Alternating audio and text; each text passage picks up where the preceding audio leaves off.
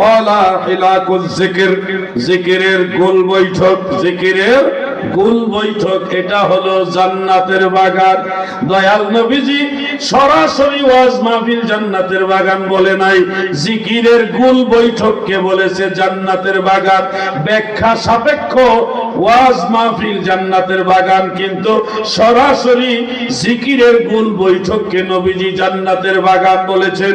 টাঙ্গাইলের নবীর প্রেমিকরা, আপনাদের কাছে আমার প্রশ্ন, অনেকগুলো মানুষ যখন গোল হয়ে বসে আল্লাহর জিকির করে, তখন এই জিকিরটা কি একা একা জিকির থাকে না সম্মিলিত জিকির হয়? জোরে বলেন কিভাবে হয়?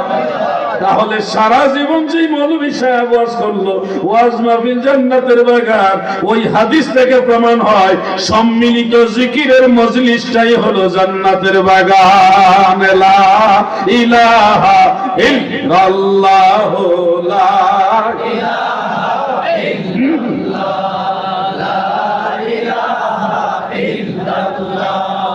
লা ইলাহা ইল্লাল্লাহ, মহব্বতে লা ইলাহা ইল্লাল্লাহ। এই মোবাইল একটা ভাইসব বাক্স, খালি ক্যামেরা করলেই জিকির করা লাগবে না, জিকিরও করো ক্যামেরা করো। লা ইলাহা ইল্লাল্লাহ, লা ইলাহা ইল্লাল্লাহ, লা ইলাহা ইল্লাল্লাহ, লা ইলাহা ইল্লাল্লাহ। রবিউল আউয়াল চন্দ্র মাস, নূরের নবীজি প্রকাশ, বিমোহিত আকাশ বাতাস, পড়ুন কালিমা মুসলমান। লা ইলাহা ইল্লাল্লাহ, মারহাবা মারহাবা, লা ইলাহা ইল্লাল্লাহ, লা ইলাহা। এই বাদামালা ভাই, আল্লাহর দোহাই লাগে ভাই, আপনার সংসারের সমস্যা হলে আমি আপনার কিছু দেব।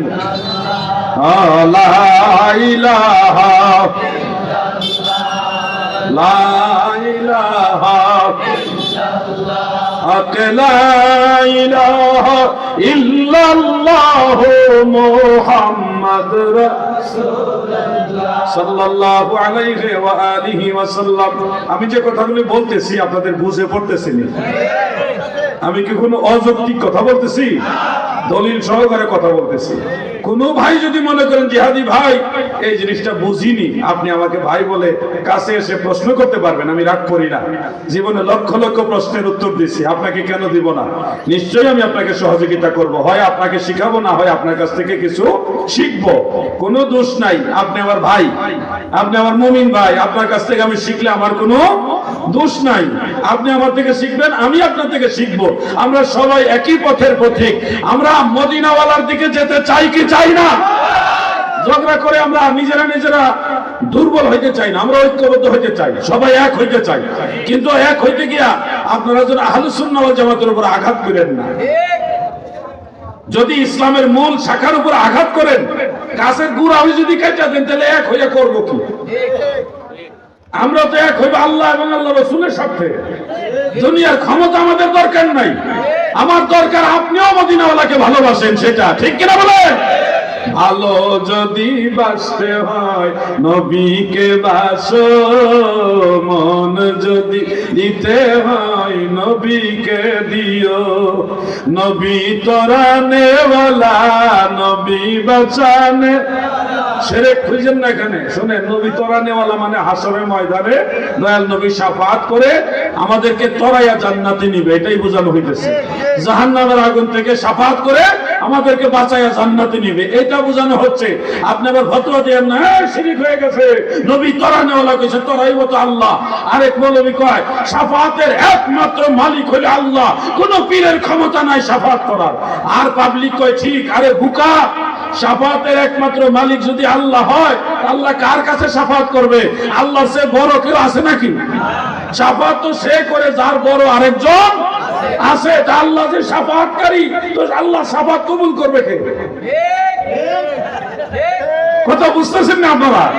আল্লাহর হাবিব শাফাআত করবে, নবী রাসূলগণ শাফাআত করবে, সাহাবায়ে কেরাম, তাবেঈগণ, আইম্মায়ে কেরাম শাফাআত করবে, আল্লাহর ওলিরা শাফাআত করবে, ঠিক কিনা বলেন?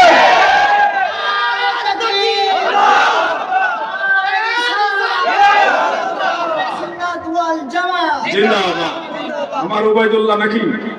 মাশাআল্লাহ, দেখছেন কত সুন্দর তাকবীর দিচ্ছে। আল্লাহ তার হায়াত দারাজ করে, বলে না আমিন।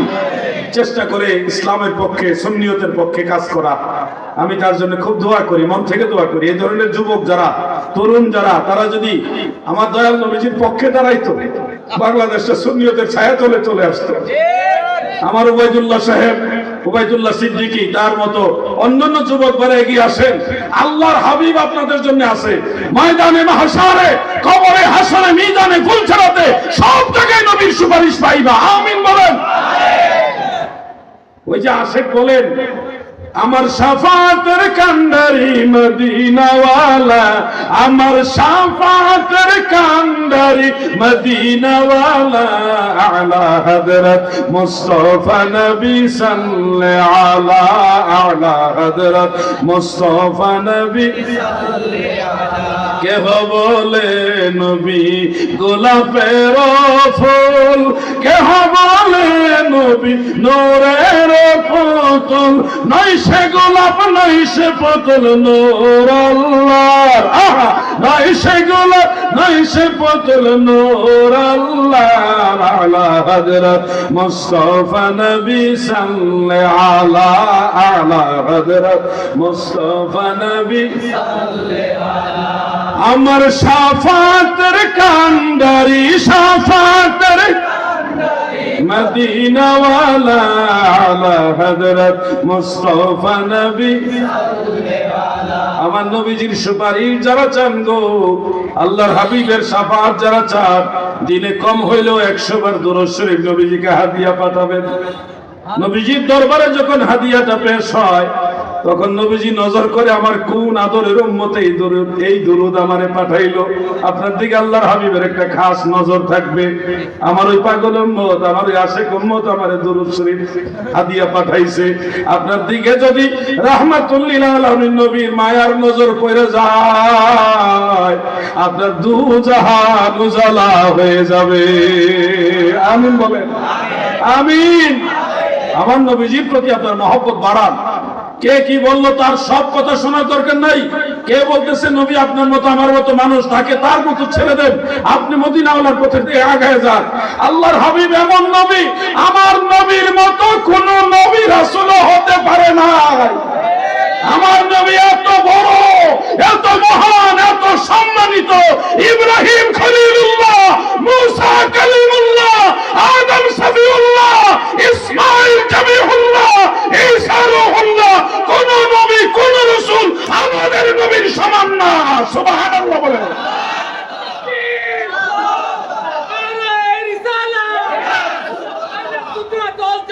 জিন্দাবাদ,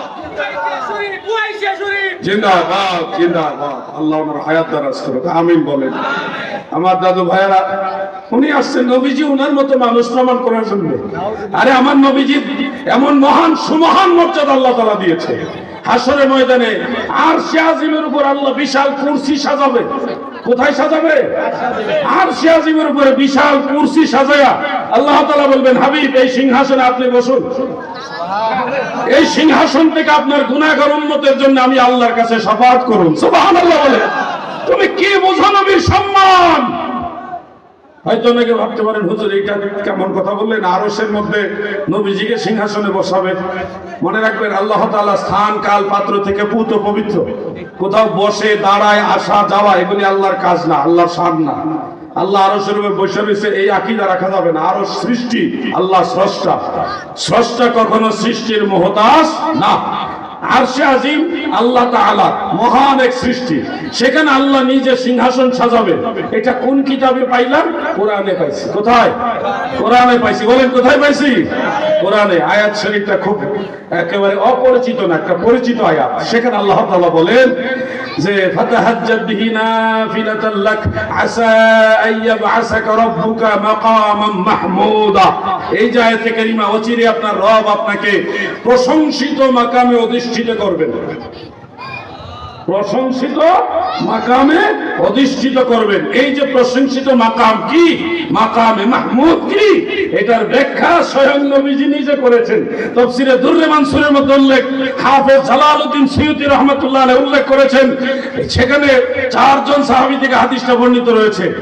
আচ্ছা, আমাদের এক ভাই আসছে, ওনাকে বসার জায়গা দেন। মাশাআল্লাহ, সম্ভবত উনি দৃষ্টি প্রতিবন্ধী। আল্লাহ ওনাকে আখিরাতের পথটা সহজ করে দেন, ইলমে মারিফতের নূর দান করেন। বলেন আমিন, মহব্বতে বলেন আমিন। দেখছেন কতটা ভালোবাসা নিয়ে মাহফিলে আসছে, চোখে দেখে না। ও ভাই, আমি রাস্তা দেখি না, আমার লইয়া যাও মাহফিলে। কতটা ভালোবাসা নিয়ে মাহফিলে চলে আসছে, কল্পনা করা যায়? আপনার হিসাব আমার হিসাব আর ওনার হিসাব এক হবে না। ওনারটা অনেক সহজ হবে, ওনারটা আল্লাহ খুব সহজে পার করে দিবে। আমাদেরকে এত সহজে পার করবেন আমরা দেখছি। উনি না দেখা আল্লাহ বিশ্বাস করতেছে, না দেখা নবী ভালোবাসতেছে, না দেখা মাহফিলে চলে আসছে। বক্তা যেই হোক আমার নবীর কথা বলতেছে, তোমরা আমাকে নবীর মজলিসে, আল্লাহর হাবিবের আলোচনার মজলিসে নিয়ে যাও। এই প্রেমের জোয়ারে চলে আসছে। মারহাবা বলেন। ভাই আমার, বন্ধুরা আমার, কি যেন বলতেছিলাম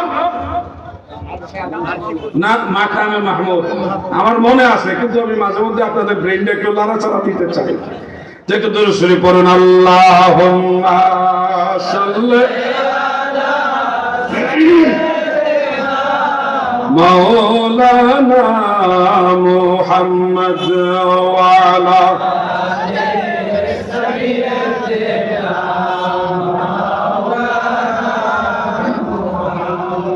যেমই যাছে ইশকে নবী কিবা তার যত না তরাইবেন রাসূলুল্লাহ নাহি কোনো ভাবনা। আল্লাহুম্মা সাল্লি। যারা দাঁড়িয়ে আছেন, আল্লাহ আপনার সেনাবাহিনীর চাকরি দান করুন, বেশি সময় দাঁড়ায় থাকতে পারেন।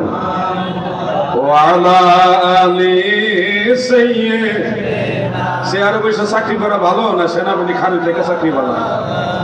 ভিতরে বসেন না, সে বসেন না। সবাই সেনাবাহিনী হইলে সমস্যা তো। সবাই ট্রাফিকের চাকরি পেলে তো বিপদ।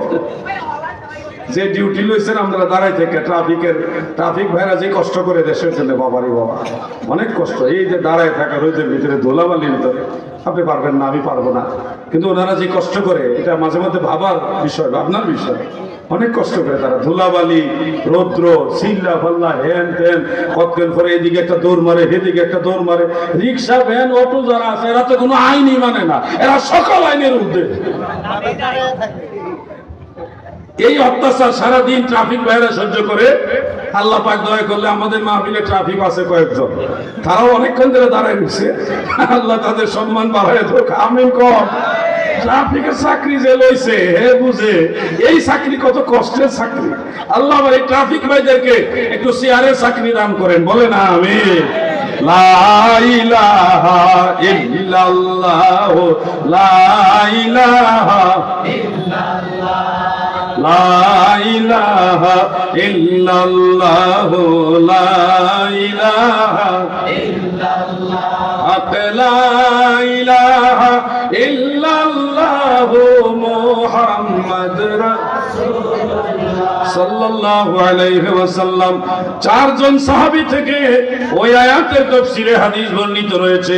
একজন হলো হযরত আব্দুল্লাহ ইবনে ওমর, আরেকজন হলো হযরত আব্দুল্লাহ ইবনে আব্বাস রাইসুল মুফাসসিরিন, আরেকজন হলো হযরত আব্দুল্লাহ ইবনে সালাম, আরেকজন হলো হযরত আব্দুল্লাহ ইবনে মাসউদ রাদিয়াল্লাহু তাআলা আনহুম।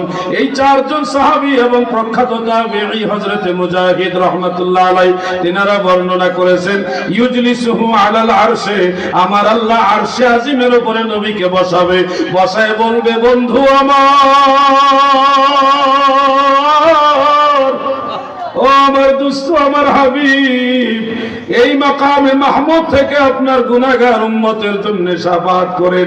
আমার নবীজি শাফাআত করতে থাকবেন। কখনো দেখবেন মিজানের পাল্লায় উম্মত বিপদে পড়ে গেছে, দয়াল নবী সেখানে যাবেন। কখনো দেখবেন পুলসেরাত উম্মত বিপদে পড়ে গেছে, ওইখানে যায় নবী উম্মতকে বাঁচাবে। এইভাবে বিভিন্ন জায়গায় জায়গায় যাইয়া জাহান্নামের দরজা পর্যন্ত দাঁড়ায় থাকবে।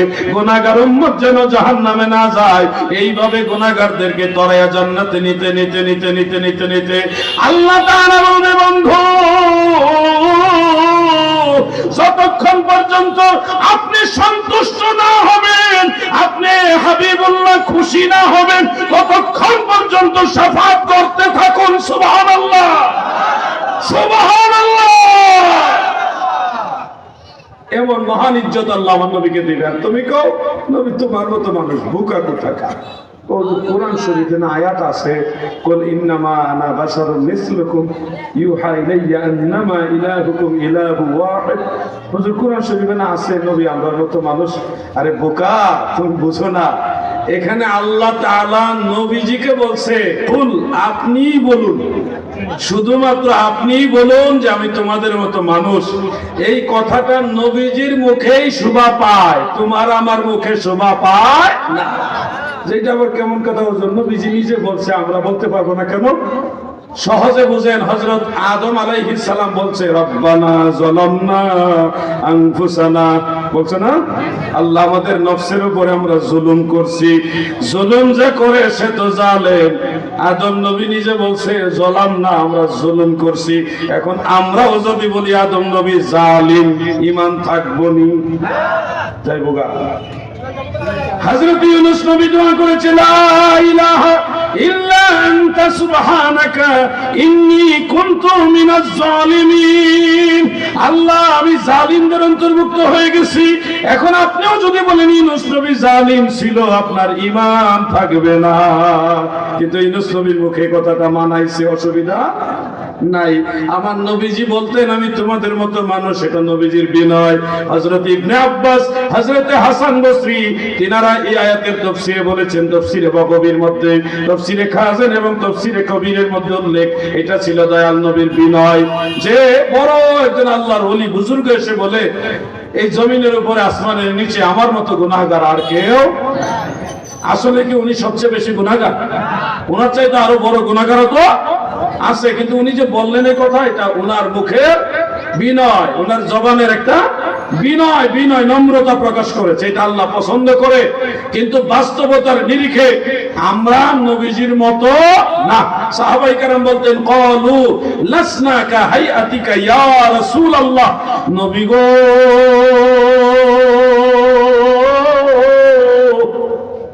আমরা কোন সাহাবী আপনি রাসূলুল্লাহর মতো না। সাহাবীরা বলে আমরা নবীর মতো না। 1400 বছর পরে আন্তর্জাতিক ক্ষতি সম্পন্ন উম্মত আপনি, আপনি বলতেছেন আপনি নবীর মতো। কত বড় বেয়াদব আপনি! চিন্তা করা যায়। আল্লাহ আমাদেরকে এই ধরনের বেয়াদবি থেকে হেফাজত করে। বলেন আমিন, জোরে বলেন আমিন। নবীজির কোনো কিছু আমাদের মতো না। নবীজির কোনো কিছুর সাথে আমাদের তুলনা চলবে না।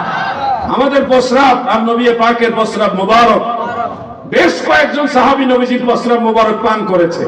মাদারুজুন নবুয়তের মধ্যে সবগুলি হাদিস এক জায়গায় জমা করা হয়েছে। একজন সাহাবীকে নবীজি বলে নাই যে প্রস্রাব মুবারক পান করছো, এটা মুখটা ধুয়ে আসো, কুলি করে আসো, পরিষ্কার হয়ে আসো, কাউকে বলে নাই। বরং দয়াল নবীজি বলছে যেই পেটে আমি রাসূলুল্লাহর প্রস্রাব মুবারক গেছে, ওই ব্যক্তিকে জাহান্নামের আগুন স্পর্শই করবে না। সুবহানাল্লাহ বলেন। এজন্য আশেক বলেন আগুনে পোড়ায় না, জমেও সয় না, নবীর প্রেমিক যে জনা তারে আগুনে পোড়ায় না, জমেও ধরে না, নবীর প্রেমিক যে জনা।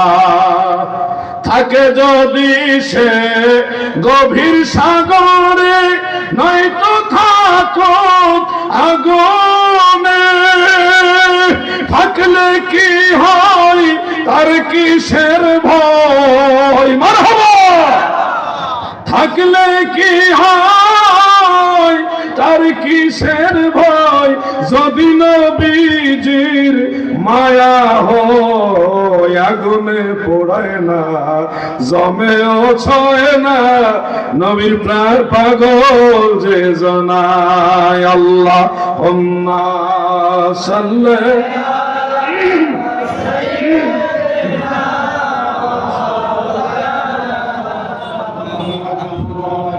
ওয়ালা আলি সাইয়্যিদিনা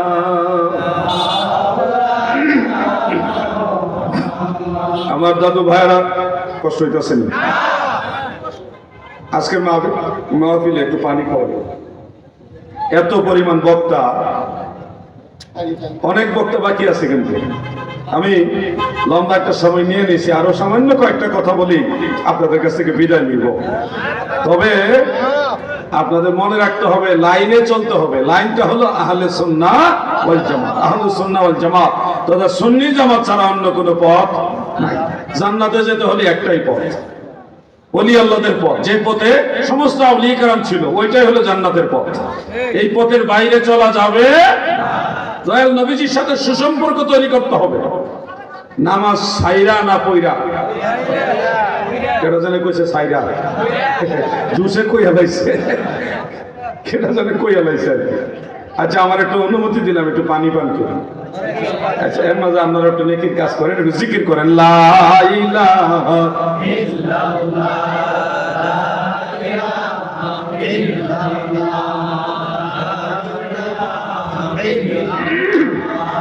লা ইলাহা হক লা ইলাহা ইল্লাল্লাহ মুহাম্মাদুর রাসূলুল্লাহ সাল্লাল্লাহু আলাইহি ওয়া আলিহি ওয়া সাল্লাম এই জামানাটা অত্যন্ত মুসিবতের জামানা ফিতনার জামানা আমল নাই রে ভাই আমল গেছে গা ফরজ নামাজের পরে মুনাজাত করে কোন কোন মসজিদে করে কিন্তু মনে হয় বিপদে বিরাট করে বেটার মুনাজাতের নমুনা দেখলে বোঝা যায় হে মন থেকে করতেছেন না কথা ঠিক না ওই কোন মতে আল্লাহ কি জানে আল্লাহ আমি তো কয় না আলহামদুলিল্লাহ এবারে কি যে কইছে মাঝখানে হে জানে হে আল্লাহ জানে নাকি কইছই না কিছু শেষে তো বিরাহমাতিকা ইয়া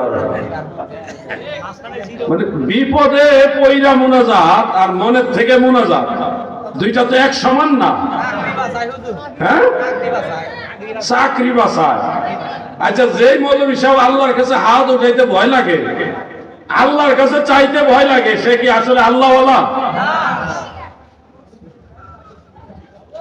কার পিছনে নামাজ পড়তে কর আল্লাহর কাছে চাইতে গিয়ে লজ্জা পায় আমার দয়াল নবীজি বলেন তোমরা যখন আল্লাহর কাছে হাত বাড়াও তোমাদের ওই হাত খালি ফিরাইয়া দিতে আল্লাহর লজ্জা লাগে আর আমরা হুজুর ইমাম সাহেব হাত উঠাইছে কোনো মতে বিপদ হবে না তাও হাত ঘষাইতে ঘষাইতে বেটার মুনাজাত শেষ না আমি ভুল বলতেছি নাকি আল্লাহ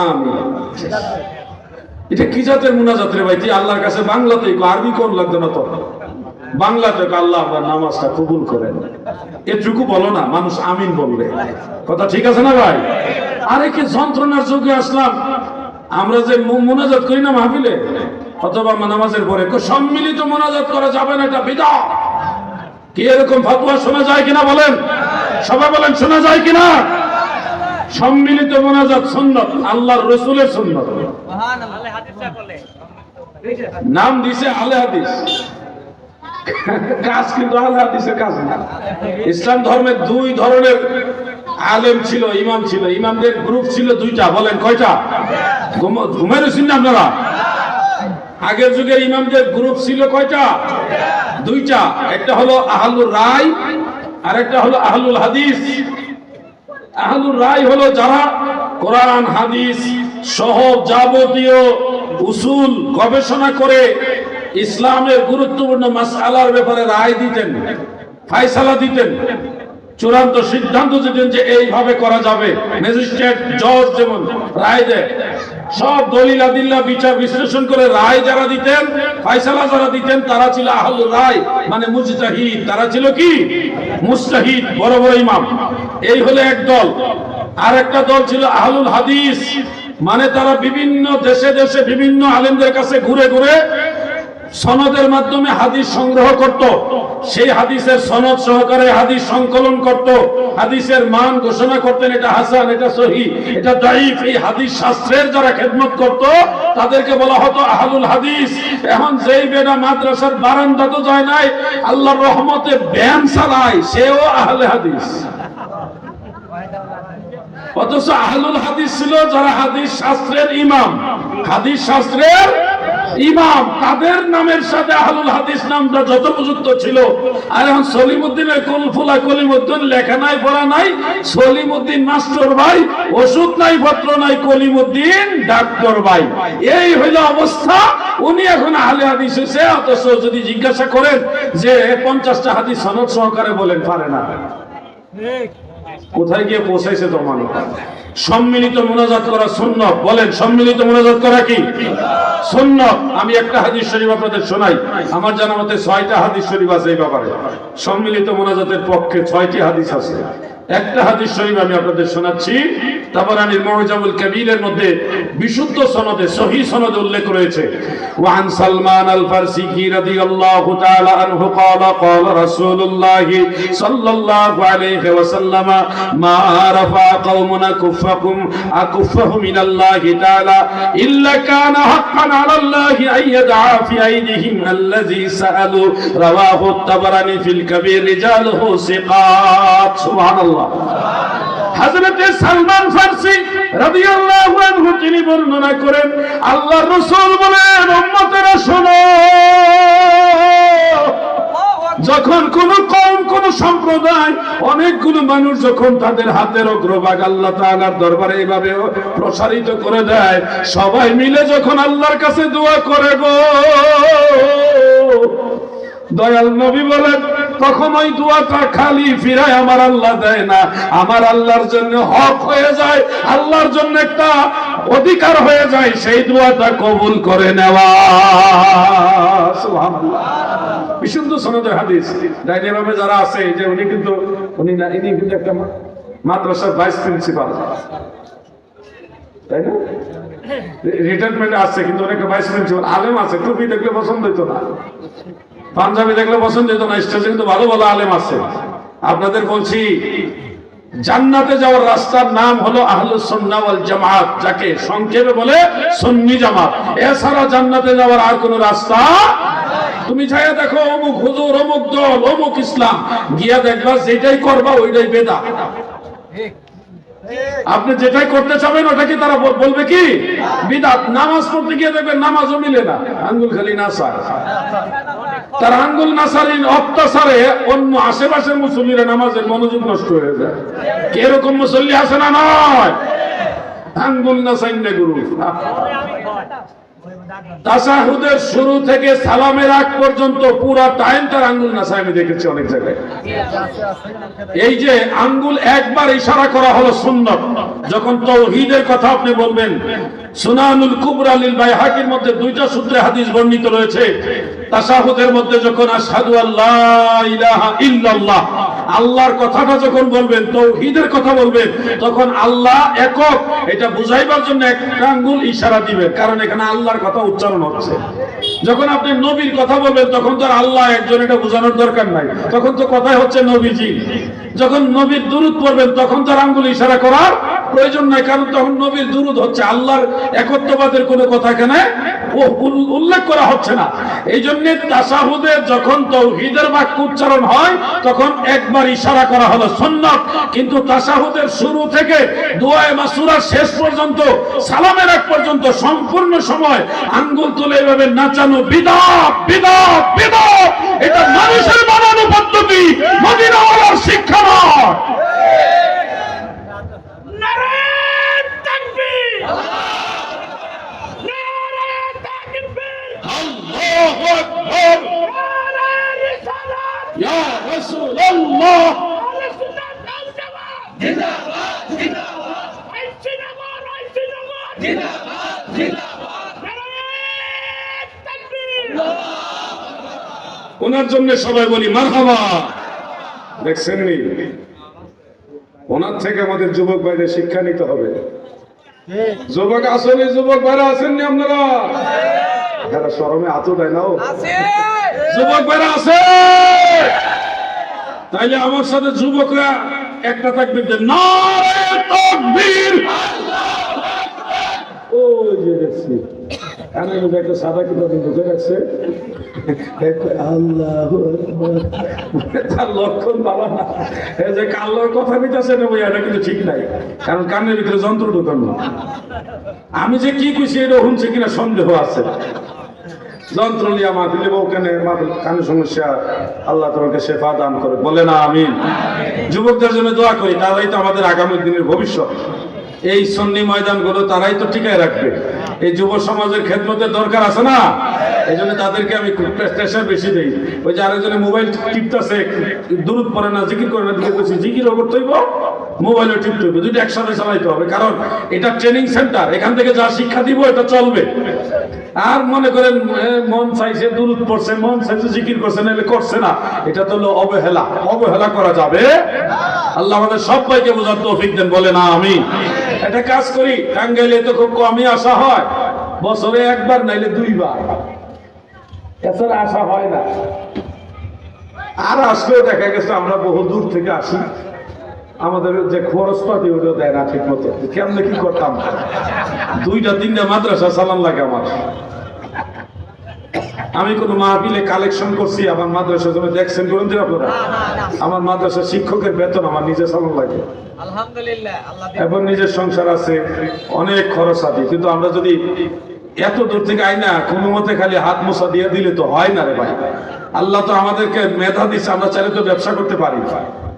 আপনাদের এই বৃহত্তর এটার কি বলবো, আপনাদের পাশের জেলায় এমন এক মন্ত্রী আসিল, যে মন্ত্রী মনে করেন কি কইতো হয় নিজেও মাঝে মাঝে জানতো না।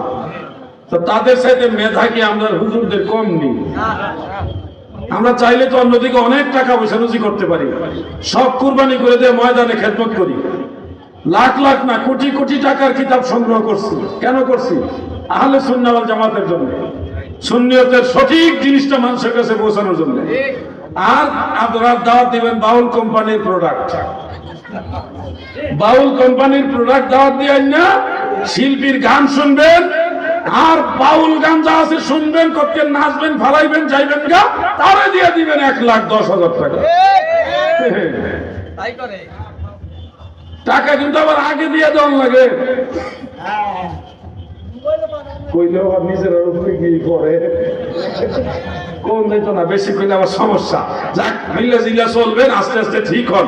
বাউল গান বাদ দেন, নবীর শান গান যেগুলি মনে করেন সুন্দর, বললে তাসির আসে, মানুষের মধ্যে প্রভাব আসে। আর আপনি যে স্টেজে একটা গান গাইতেছেন, ওই যে মমতাজও এত গান জানে না যে এই গান আমরা বক্তারা জানে। কি একটা জমানায় আসছে, এক রাগ করেন না ভাই, দুটা কথা কই হইলেছি।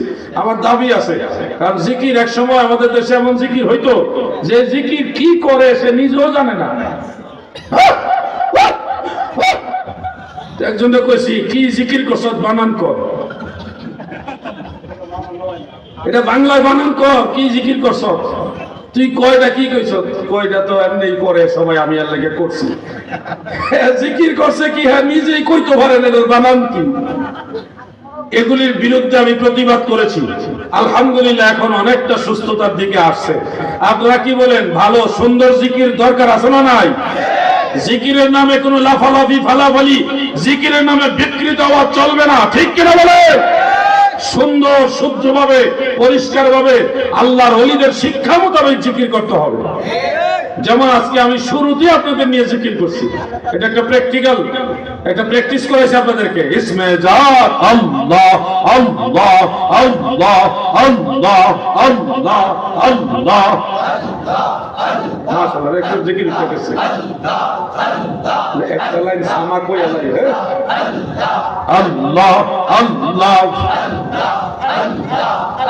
আমার দয়াল নবী কমলি ওয়ালা উম্মতের কান্দারি, দয়াল নবী কমলি ওয়ালা উম্মতের কান্দারি, মাওলাই যারে আল্লাহ যারে বানায়াছেন তেরো ভান্ডারি দয়াল নবী কমলি উম্মতের কান্ডারি আল্লাহ আল্লাহ আল্লাহ আল্লাহ আল্লাহ আল্লাহ কত সুন্দর জিকির। হ্যাঁ, মুরিদান আছে, অনেক আছে মাশাআল্লাহ। প্যারাডাইস কালের মুরিদান আসেনি। আল্লাহ আল্লাহ আল্লাহ আল্লাহ সৃষ্টির প্রেমে আসে আল্লাহ, সেই প্রেমে রাসূলুল্লাহ। সৃষ্টির প্রেমে আসে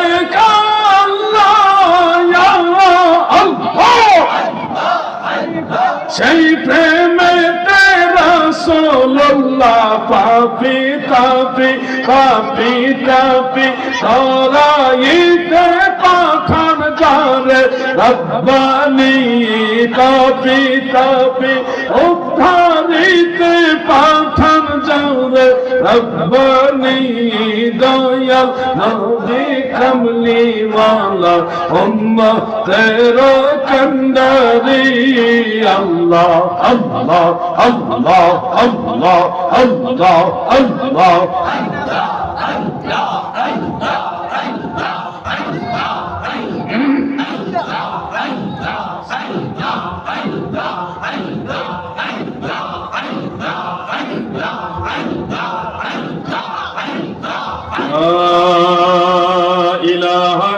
ইল্লাল্লাহু মুহাম্মাদুর রাসূলুল্লাহ সাল্লাল্লাহু আলাইহি ওয়া আলিহি ওয়া সাল্লাম। আমার দাদু ভাইরা গো, আলোচনা লম্বা করব না, তবে টাঙ্গাইলে যেহেতু বছর একবার কিংবা দুইবার আসি, বহু কথা বাকি থেকে যায়, সব কথা বলতে পারি না। আপনাদের মনের সব দুঃখের কথাও শোনার সুযোগ হয় না। কত ভাইয়ের কত সমস্যা, কত ভাইয়ের এলাকায় কত প্রবলেম, শুনতেও পারি না, সব বিষয়ে কথাও বলতে পারি না, মনের মধ্যে কষ্ট নিয়েই চলে যেতে হয়। এই জন্য টাঙ্গাইলবাসীর জন্য আজকে আমি স্পেশাল একটা সুযোগ দিব। আজকে সরাসরি আপনাদের সাথে কথা বলবো। আপনার এলাকায় ধর্মীয় যে প্রশ্ন আছে, যে জিনিসটা দলিল ভিত্তিক জানা দরকার, এরকম 2 থেকে 3 জনকে আমি সরাসরি কথা বলার সুযোগ দিব। দাঁড়াইয়া সবাইকে সালাম দিয়ে বলবেন, হুজুর এই মাসআলাটা কি? ধর্মীয় প্রশ্ন, কোনো আজগবি প্রশ্ন করবেন না। আপনাদের টাঙ্গাইলের একটা ট্রেন আছে, কি লোকাল ট্রেন, এটার নাম জানে কি? টাঙ্গাইল এক্সপ্রেস, কমিউটার নাকি? হ্যাঁ, ইয়েস কমিউটার, ঠিক আছে। কমিউটার নাকি কমিউটার, যেটা হোক একটা ওইলি হয়েছে। 6 ঘন্টা লাগে ঢাকা থেকে এখানে আসতে। আমি একবার কমলাপুর রেল স্টেশনে গেছিলাম, অবরোধের কারণে বাস গাড়ি কোনো কিছু চলে না, ট্রেন চলে। গেছি বলে টাঙ্গাইলের কমিউটার না কি কমিউটার, কম্পিউটার, সেটাই হোক, এটার যে লোকমাস্টার ট্রেনের ড্রাইভার, উনি লাফ দিয়ে নামছে, এমন ভাবে নামছে আমি ডরাই গেছি। আমার দেখা আমি একটু পায়খানা করতেছি, যে একটু হাঁটাহাঁটি করি। উনি এমন ভাবে ট্রেন থেকে নামছে, আমি ভয় পেয়ে গেছি, মনে হইতেছে আক্রমণ করার জন্য আইতেছে। আসসালামু আলাইকুম, আপনি জিহাদি হুজুর না? আমি জি ওয়ালাইকুম সালাম, আমি জিহাদি হুজুর। হুজুর আমার বাড়ি জামালপুর, আমি এই ট্রেনের ড্রাইভার, লোকমাস্টার। কারণ হুজুর আমার একটা প্রশ্ন আছে। আমি কই, আমি তো এখানে প্রশ্ন উত্তর দিতে আসি না, আমি তো ট্রেনের যাত্রী হিসেবে আসি। না, আপনার ভাবো কই, আপনার প্রশ্ন উত্তরটা আমার দিতেইব। আমি অনেকে জিজ্ঞাসি, কেউ পারে না, আপনি একটু আমার উত্তরটা দেন। কি উত্তর? যে হযরত আদম আলাইহিস সালামের ছেলে হযরত শীস আলাইহিস সালামের স্ত্রীর নাম কি? কই থেকে প্রশ্ন বাইর করছে দেখছেন? আল্লাহ কি দয়, আমার জানা ছিল, না জানলে কি একটা শরম হইতো কোন দিন। আচ্ছা, এটা জানা কি আমার জন্য জরুরি? পরে আমি কইছি, কারণ এটার পেছনে কাহিনী আছে একটা। আদম আলাইহিস সালামের 40 জোড়া, অন্য রাওয়ায়াতে আছে 110 জোড়া সন্তান হয়েছে।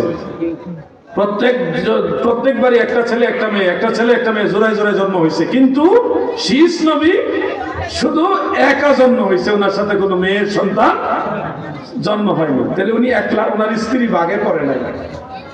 ওনার স্ত্রী ভাগে পড়ে নাই, অন্যরা সবাই ভাগে পাইছে, কিন্তু শীষ পয়গম্বরের স্ত্রী ভাগে নাই। উনি স্ত্রী পাইল কই? এটার একটা কাহিনী আছে, এক মিনিটে কইয়াই লাগে, নাইলে আবার একটা খুচুর খুচুর থেকে যাইব। হযরত আদম আলাইহিস সালাম একবার অসুস্থ, সন্তানদেরকে বলল যে আমি তো অসুস্থ, জান্নাতে অনেক প্রকার জান্নাতি ফল খেয়েছি, আমার খুব মনে চাইতেছে জান্নাতি ফল খাইতে। হে আমার সন্তানগণ, বৎসগণ, তোমরা আমাকে জান্নাতি ফল এনে খাওয়াও।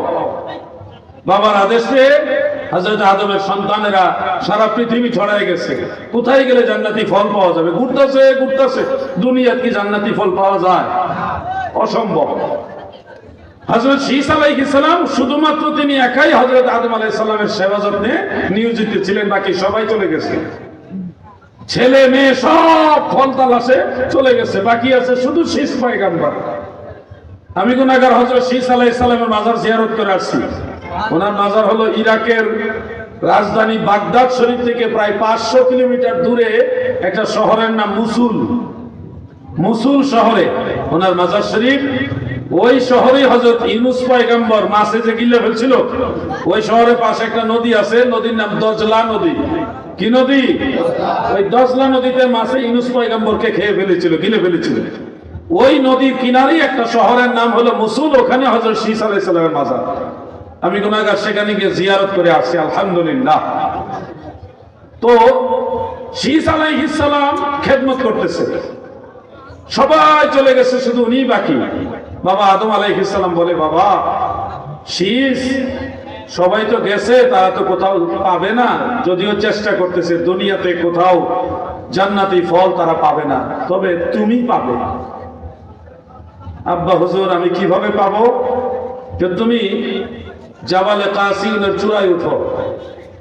জাবালে কাসিউন এটা হলো সিরিয়ার রাজধানী দামেস্কে। এই পাহাড়ে উঠছি আমি, আলহামদুলিল্লাহ, অনেক বড় পাহাড়। ওই পাহাড়ের নিচে একজন আল্লাহর ওলির মাজার আছে। ওই আল্লাহর ওলির মাজারের বাহিরে ওনার পা এখন আছে, প্রত্যেক বৃহস্পতিবার নৌকাইটা দিত, জীবিত জীবিত জিন্দা ওলি। এই যে পা বের হয়ে গেছে কেন, এটার কাহিনী আছে। একজন লোক মুনাফিক, সে আল্লাহর ওলি পছন্দ করতো না, মাজারে মানুষেরা জিয়ারত করতে আসে দিকায় তাদেরকে ব্যঙ্গ করত, তিরস্কার করত, এবং এক পর্যায়ে বলছিল যে তোমরা এখানে যে জিয়ারত করতে আসছো, এই লোকে আল্লাহর ওলি না সুর জাকাত, তোমরা জানলা কেমনে? যখন এই কথা বলছে, আল্লাহর ওলি আর সহ্য করে না, মাজারের ভিতর থেকে লাথি মারছে। এই এক লাথি সে শেষ, জাহান্নামের পথে রওনা। আর ওই পা যে বাইর করছে, এই পা ভিতরে যায় না, বাইরে রয়ে গেছে, এখনো সেটা করা আছে। আপনারা চাইলে গুগলে সার্চ দিলে ওনার পায়ের ছবি দেখতে পারবেন। ওনার নাম লিখে সার্চ দিতে হবে, হযরত আইয়ুব তাহের আল কুর্দি রাহমাতুল্লাহ আলাইহি। আমি নিজের চোখে দেখে আসছি, আপনারা গুগলে দেখে নিতে পারেন, এবং সেখানে উইকিপিডিয়াতে ডিটেইলস ঘটনাটা উল্লেখ আছে। সেই জাবালে কাসিউনের চূড়ায় হযরত শীস আলাইহিস সালাম তিনাকে যাওয়ার জন্য বললেন, তুমি ওইখানে গিয়ে দোয়া করো, যেহেতু আল্লাহ তাআলা তোমাকে নবুয়তের মর্যাদা মণ্ডিত করেছে, সেহেতু তুমি দোয়া করলে আল্লাহ কবুল করবে, জান্নাত থেকে ফল পাঠাবে, খালি ফিরাইতে পারবে না। শীস আলাইহিস সালাম সেই পাহাড়ের উপর উঠলেন, সেই সিরিয়ার রাজধানী দামেস্কের জাবালে কাসিউনের চূড়ার উপরে উঠে আল্লাহর কাছে দোয়া করে, আল্লাহ, আপনার নবী ও রাসূল আমার আব্বাজান হযরতে আদম সফিউল্লাহর জন্য জান্নাতি ফল দেন, আমি আপনার কাছে দোয়া করলাম। দোয়া শেষ, দোয়া শেষ। এরপরে তিনি চিন্তা করেন, এখন ফল আল্লাহ কেমনে দিল, কই দিল, খুঁজতেছে। পিছন দিকে নজর করে দেখে আমার আল্লাহ জান্নাত থেকে একজন হুর পাঠাইছে জান্নাতি ফল দিয়া। জান্নাতে একটা পাত্রের মধ্যে অনেকগুলো জান্নাতি ফল নিয়ে হুর দাঁড়ায় রয়েছে। ওনার নাম হযরতে উজাইরা আলাইহাস সালাম। হযরতে উজাইরা আলাইহাস সালাম, তিনি ফলের টুকরি বা ঝুরি বা পাত্র নিয়ে দাঁড়িয়ে আছেন। তখন শীস আলাইহিস সালাম বললেন, আপনাকে যে এই ঘটনা, আপনি দোয়া করছেন, আল্লাহ কবুল করছে, আপনার দোয়া শেষ হওয়ার আগে আল্লাহ আমারে পাঠিয়ে দিয়েছে। আপনার আব্বাজানের জন্য ফল নিয়ে আসছি। তখন শীষ পয়গাম্বর আগে আগে হাঁটে আর ওই জান্নাতি হুর পিছনে পিছনে হাঁটছে। দেখেন আমরা দেশের যুবকদের জন্য এখানে একটা শিক্ষা আছে, মহিলারা আগে হাঁটা জায়েজ নাই, পুরুষ আগে হাঁটবে, মহিলারা পিছনে হাঁটবে, এটাই সুন্নত তরিকা। আর আমরা ছেলেরা তো এখন কিসের সুন্নত? আল্লাহর নবীর সুন্নত হলো টাকনুর উপরে পুরুষ কাপড় পরবে, মেয়েরা পায়ের পাতা পর্যন্ত শেষরায় কাপড় পরবে। কিন্তু এখন উল্টা, ছেলেরা পরে শেষরাইয়া পায়ের পাতা পর্যন্ত, আর মেয়েরা পরে হলো টাকনুর উপর পর্যন্ত। মানে এটি বেড়া হইতে চায়। আচ্ছা বলেন, এরা কোনোদিন পুরুষ হইতে পারবো? কি জন্য এগুলি করে তারা? হ্যাঁ, খামোখানা এটা হুদা যা যায় না, আর ওয়াজ করলাম না। কারো যে সমস্ত নারীরা টাকনুর উপরে কাপড় পরে, এদেরকে আল্লাহ ধ্বজভঙ্গ রূপ দেয়। কি দেয়? ধ্বজভঙ্গ রূপ দেয়। এগুলি অল্প বয়সে হায়াত ফুরায় যায়, অল্প বয়সে রোগে বেমারে ধরে যায়। কারণ যেই মেডিসিনটা ঢাইকা রাখা দরকার, এটা উন্মুক্ত করে দিছে। মেয়েদের টাকনুর ভিতরে দেখছেন শয়তানে করেটা কি দেখছেন? শয়তানের বিরুদ্ধে যাইতেছে, যেটা শয়তানে খালি ঠুস মারে। খুব খেয়াল করবেন, মেয়েদের টাকনুর ভিতরে এমন একটা মেডিসিন আছে, এটা যদি ঘুরা রাখে তাহলে ঠিক থাকে। আর যদি এটা টাকনু বের করে দেয় তাহলে এই মেডিসিন নষ্ট হয়ে যায়। যার কারণে অল্প বয়সে ধ্বজভঙ্গ রোগে ধইরা এটি অল্প বয়সে বুড়া হয়ে যায়, অল্প বয়সে রোগে বেমারে পইরা খুব তাড়াতাড়ি কবরের জগতে চলে যায়। আশা করি মহিলারা তাড়াতাড়ি মরতে চায়। চায়নি, মহিলারা মরেও কম, পুরুষ লোক বেশি মরে। এই অ্যাক্সিডেন্টে মরতেছে, যুদ্ধে গিয়ে মরতেছে, এই জায়গা গিয়া মরতেছে, মারামারি করে মরতেছে। আর এরা আরামে খায়। যাক, মা বোনরা বেশি পেলে আবার এরা রাগ হইব। এমনি কষ্ট করে রান্না বান্না করে খাওয়াইছে, তা আর পরে খাওয়াই তুই না, পরে লবণ বেশি দিয়ে দিব। খাওয়াইলো এমন জাল দিব যে হুজুর আমরা বিরুদ্ধে কইছে, আর খাইতে দিতাম না, যে বেশি করা ঠিক না, আপনাদের এই সুন্নতগুলি মেনে চলতে হবে। এই খাবার নিয়ে শীষ পয়গম্বর ওই জান্নাতি হুর নিয়ে আসছেন। এই হুরকে আল্লাহ তাআলা মানবীয় গুণ দিয়ে পৃথিবীতে পাঠাইছে, বাশারিয়াত দিয়ে পাঠাইছে। শুধু হুর না, তিনি মানব রূপে মানুষের গুণ নিয়ে দুনিয়াতে আসছে, নূরের তৈরি। এরপরে আদম নবীর কাছে ফল নিল, আদম আলাইহিস সালাম ফল খায় আর কয়, তোমার তো স্ত্রীর ব্যবস্থা ছিল না, সবাই তো স্ত্রী ভাগে পাইছে, তুমি তো পাও নাই। আমি এই কারণে জান্নাতি ফল খাওয়ার আশা কইরা তোমারে দিয়া দোয়া করাইয়া তোমার স্ত্রীকে জান্নাত থেকে আনাইছি, এই নবিয়া ভরাই দিলাম, যাও। এই ঘটনাটা আপনাদের এই টাঙ্গাইল কমিউটারের লোকু মাস্টার, এই ড্রাইভারে মনে হয় জানে। আমারে একটু টেস্ট করার লাগে লাভ মেরে নামছে না, হুজুর আমার প্রশ্ন আছে। এই হলো মূল বিষয়টা, বুঝছেন না আপনারা? এই হলো, যাক আমি এখন আপনারা যে কোনো দুইজনকে সরাসরি প্রশ্ন করার সুযোগ দিব। প্রশ্নটা যেন শিক্ষণীয় হয়, ধর্মীয় এবং শিক্ষণীয় হয়। যে নূহ নবীর নানির বাপের নাম কি, এই ধরনের প্রশ্ন না। কথা বুঝছেন? কারণ আমি নূহ নবীর নানির বাপের নাম জানবো কেমনে? এখানে বহু লোক আছে যে তার নিজের নানির নামই জানে না। আসসালামু আলাইকুম। ওয়ালাইকুম আসসালাম। জি একটা প্রশ্ন জানতে চাই। জি বলেন। আমি দরবারে গোলাম, আমার নাম মোহাম্মদ সাইফুল ইসলাম, আমার বাড়ি মগরা। আমার নাম সাইফুল, এটা আমি আগে বলছি, আপনার বললাম। বিষয় হলো যে আমরা যখন পীরের বাড়ি আসি, অনেকে আমাদের তিরস্কার করে একটা কথা বলে, জান্নাতে নিলে আল্লাহ নিব। তখন পীরের ক্ষমতা আছে যে পীরের বাড়ি যাস, থাকলে দেখা। আমরা তো মূর্খ সুরুক্ষ মানুষ, যদি কোরআনের কোন আয়াতে থাকে দয়া করে একটু আমাদের মূর্খ লোকদের। মাশাআল্লাহ মাশাআল্লাহ। ওনার প্রশ্নটা হলো, ওনারা যখন পীরের বাড়িতে আসে, কিছু মানুষ মন্তব্য করে যে জান্নাতে নিলে তো আল্লাহই নিব, তোমরা পীরের কাছে যাও, কোন পীরের ক্ষমতা আসেনি জান্নাতে নেওয়ার। এই কথাটা আরেকটু ইঙ্গিত আমি দিছিলাম, এখন একটু ব্যাখ্যা করে বলি, সামান্য হইলে বলি। আমরা একটা দ্বিতীয় পর্যায়ে নিব, এটা শেষ করে দিই। দেখছেন ভাইস প্রিন্সিপাল হুজুরের প্রশ্ন করলে উত্তর দিই, তার উনি একটা কামিল মাদ্রাসা ভাইস প্রিন্সিপাল। হ্যাঁ, আমি ছোটখাটো মানুষ। তো যাই হোক, আমি ওনার প্রশ্নটা বলি।